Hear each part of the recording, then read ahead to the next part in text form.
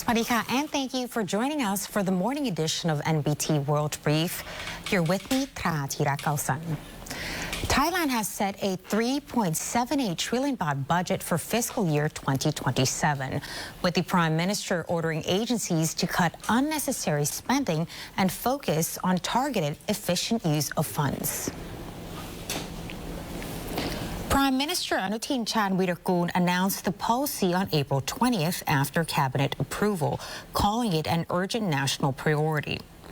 Budget growth will be limited to 0.2% amid rising mandatory costs, with planning shaped by global volatility, including the Middle East conflict impacting energy and the Thai economy.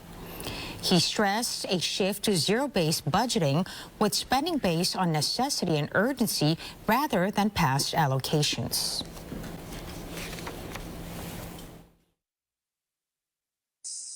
เราอยู่ท่ามกลางสถานการณ์ของโลกที่มีความผันผวนสูง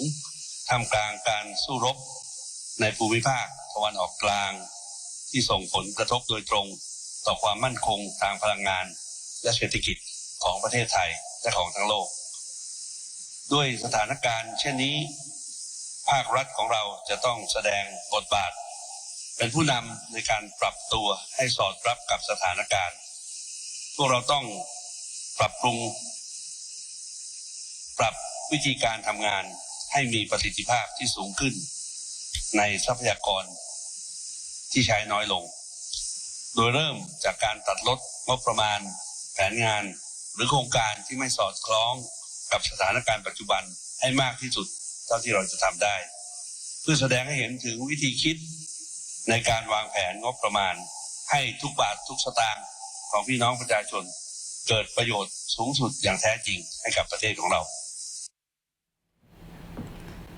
Budget increases will be capped at 20% per agency, with additional funds mainly directed to investment for immediate challenges and long-term growth.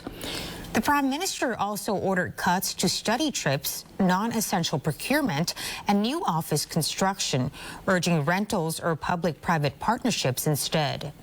Infrastructure spending should prioritize maintenance over new expansion in the near term.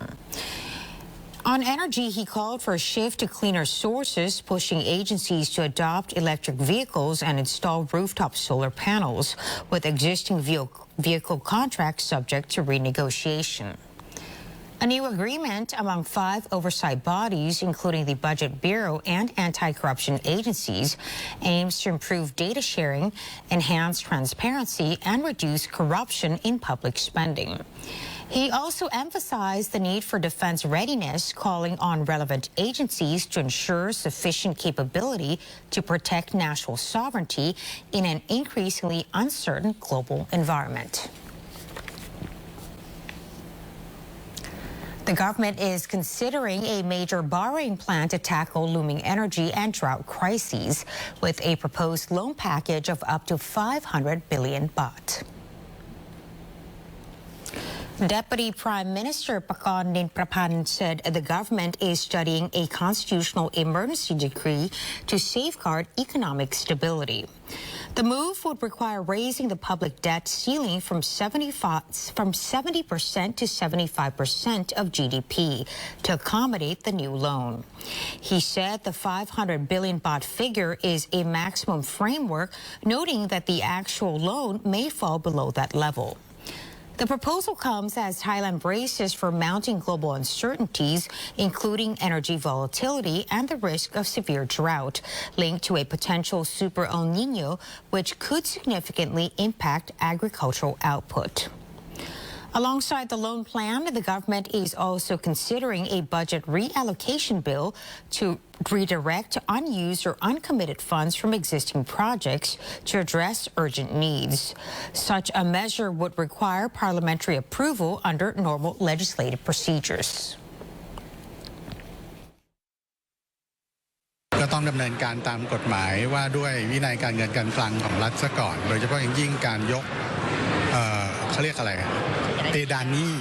นะครับของประเทศขึ้นไปซะก่อนนะครับเพราะว่าตอนนี้ใกล้จะชนเพดานละแต่ว่าก็ถ้ายกระดับตรงนั้นขึ้นไปแล้วก็สามารถที่จะกู้เงินได้ก็ไม่ได้มีประเด็นครับ แต่ว่า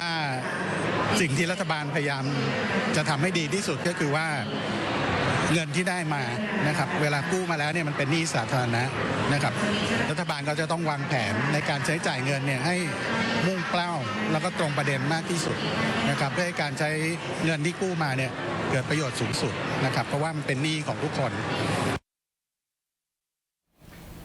Thailand is moving to secure fertilizer supplies as tensions around the Strait of Hormuz raise concerns over import disruptions. Minister of Agriculture and Cooperatives Surya Jingrungrungkit said current UREA fertilizer reserves remain sufficient, but only in the short term, prompting urgent contingency planning. Following talks with Russian officials, Thailand has been offered an initial quota of 1 to 2 million tons of fertilizer. Authorities are now working with the private sector to finalize demand before signing procurement agreements. The minister said shipments could arrive within 3 months after contracts are signed, while pricing will be negotiated to ensure fairness. The move comes as global supply risks intensify, with the Hormuz situation threatening key trade routes and raising concerns over agricultural inputs critical to Thailand's food production. 7 Thai Rangers have been injured in a roadside bombing in Thailand's southern border region as violence continues in the area.